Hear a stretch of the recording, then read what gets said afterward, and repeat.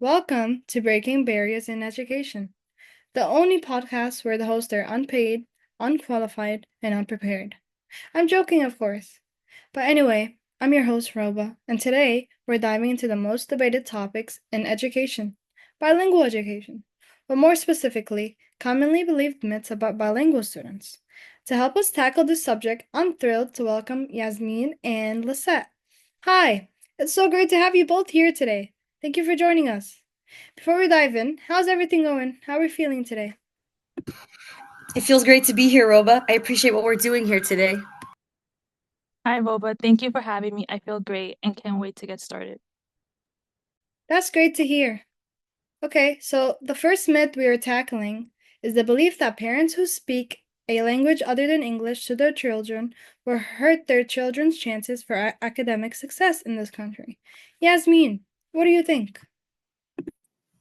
Well, bilingualism is not considered a deficiency for no reason, Roba, especially given its American socio-historical context of colonization and prejudice towards indigenous peoples around the world. In fact, the need to be strictly monolingual in education comes back to 19th century Native American boarding schools that stripped children of their cultural and linguistic identity in favor of mainstream American culture. This has become so firmly established in our social and political lives that for generations, immigrants believed that anything other than English would not give them the success to make it to the American dream, which is why it has been held at such a high standard for so long. I'd like to point out in an article by the National Institute of Health titled Bilingualism and Executive Function that debunks this myth. Bilingual students strengthen their cognitive development with their executive functions, which gives them a higher chance of success in school as a result of their language proficiency. By switching between two languages, a child is able to control their attention as well as develop a stronger memory by suppressing irrelevant information and shifting into a new task. Teachers often seek for all students to achieve this level of self monitoring. In a separate article titled Bilingualism Positively Predicts Mathematical Competence, published by Science Direct, researchers investigated the relationship between bilingual executive function and mathematical achievement among young children from ages 4 and 5 and found that bilingual students actually outperformed monolingual students. As you may observe, bilingual students already have an early advantage even before they start their academic careers. That's an incredible insight. Thank you for sharing. It actually reminds me of my education journey growing up. During my time, there aren't many programs available for bilingual students. I learned English in school and spoke a different language at home. Seeing the increase in bilingual students, what are some ways parents can shift away from this narrative and pick the best education for their child? What's your take on that? My honest advice to parents is to never stop with one or two languages. If you know more than two, let your children know every single one of them and watch how many worlds they open up just from that. I believe that parents should give their children credit for cognitive abilities and take advantage of their capacity to absorb so much information at a young age, because bilingualism is a natural component of our brains. English has never been the default. Absolutely. All right, moving on to our next myth. Lisette, what's your insight on the statement? Because bilingual students are juggling two languages, they perhaps will be more confused and often mix languages. What's your opinion on this statement? I want to start off by saying that the brain is fully capable of learning and understanding multiple languages, especially in young children. They can learn two reading systems and two languages together without confusion, especially when they're exposed to both languages as early as possible in their life. In chapter 1, titled Rooted in Strength, there's an example of a bilingual child named Carlos, a second grader, who was reading a book about animals. As he read in Spanish, he encountered a page about wolves and he yelled, "I love wolves," in English. Carlos' engagement with the text goes beyond simply translating from Spanish to English. He is able to comprehend and make connections to the book. I also want to add that it's important to note that when bilingual students are seen mixing their languages, it doesn't necessarily indicate confusion. Young bilingual children, because they're learning two languages, mixing languages may occur because they're still developing their language skills. It is something natural, and even adult bilinguals do it as well. It's seen as code switching, a linguistic flexibility, the act of changing languages depending on the situation and who you're talking to. Referring back to the example, Carlos switched his language but still managed to understand the text and the meaning. That's a great example. A well-known philosopher by the name Robert Cummings made studies on how skills from language 1 transfer over to language 2. That being said, this process of transfer happens normally to bilingual students, and we as educators should support it. Yeah, I feel like it's important to create a space where all students feel heard and accepted. This reminds me of the concept of translanguaging as described by Garcia. Translanguaging refers to a theory and practice of understanding language from the perspective of language users. So, in the classroom, this means allowing students to utilize their entire linguistic repertoire. For example, code switching, where individuals change between language, demonstrates this concept from the listener's perspective. And with translanguaging, we see it as the individual using all their linguistic skills to communicate and create meaning. So how do we use this in a classroom setting? One approach is to encourage students to use their multiple language during the learning process. For example, we can organize translation activities where bilingual students translate important points between languages.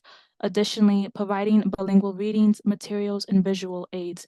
There's so many approaches educators can use to help. Beautifully said. Yasmin, we will be jumping back to you for our next myth.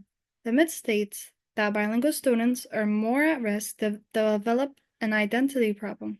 Is there any truth to that statement?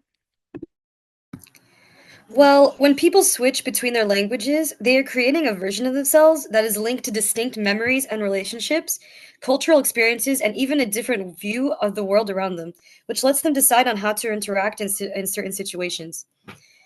In relation to the immigrant perspective, English in America is regarded as a pathway to immediate success and is frequently as a means to an end. But a personal language is really understood to be one whole heart that ties you to the rest of your people and original country. It's what keeps every part of you alive. And it is the half of you that is compelled not to coexist with your assimilated American counterpart and can only really emerge when you are free of capitalist systems. So, what happens when you cut all ties with your mother tongue? It really begins to feel like you cannot sing the lyrics to your most favorite song. I agree. Studies show that language plays a profound role in shaping identity and perspective. Research published in the International Journal of Bilingualism reveals that bilingual individuals often report feeling like different people when speaking their various languages, as each language connects to the distinct cultural frameworks and emotional associations. Maintaining a mother tongue isn't just about preserving a sense of self, it's a lifeline to collective history and community. Absolutely, because success is really derived from the connections you make with other people, not just the English that you speak. Okay, let's tackle one last myth. This one is an underrated statement, and I feel like most would just rush past it. The idea that bilingual education is only for immigrants and non-English speakers. Lisette, what do you think?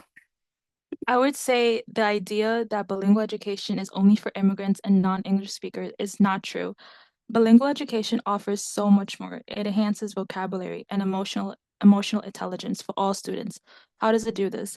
By connecting students with diverse backgrounds and helping them engage with different cultures. For native English speakers, it also fosters their development and their understanding of multiple languages. In a bilingual education, it brings together students and their families, encouraging them to celebrate their culture, languages. This connection leads to a greater empathy and culture awareness and improved communication skills, not only verbally, but also non-verbally, as students become more aware of facial expressions. A great example of this is the Family Art Backpacks program at Newline Elementary School. This program used a mixture of materials and activities, including books and texts to represent different cultures and languages. It helped connect students and their families, allowing them to feel more accepted and explore cultural differences that they were unfamiliar with. As a result, this school experienced increased student engagement and motivation to learn, which led to improved attendance and a better overall school culture. It reminds me of some of my students that are in dual language where they learn Chinese and English in school, even though they have no such background. But it's really cool to see. Like, what's cooler than knowing multiple languages? Oh, wow. Oh, wow, that's awesome. Like you mentioned, some of your students are in a dual language where they're learning Chinese and English. It gives them a wider range of learning and communicating with all different types of people, which can later help them open more job opportunities in their future. This has been such an eye-opening conversation. Before we wrap up, Yasmin and Lisette, what's one takeaway you want our listeners to have about bilingual education? One key takeaway I want our listeners to understand about bilingual education is that it helps students feel heard. It's important for students to feel whole and accepted. By providing them with the opportunity to express themselves comfortably, we are helping them to build their confidence and to say that all students matter. Bilingualism has a way of bringing out the best in the classroom after all. Such a powerful message. Thank you so much, Yasmin Lisette, for joining us today and sharing your expertise. Okay, folks, that's it for today's episode. We hope we've helped debunk some of the myths about bilingual education and show the incredible strengths of bilingual students. If you enjoyed this episode, don't forget to subscribe, leave a review, and share with a friend. Tune in next week where we will be debunking myths about technology in the classroom. Until then, I'm your host, Roba, reminding you to keep learning and keep growing. See you next time!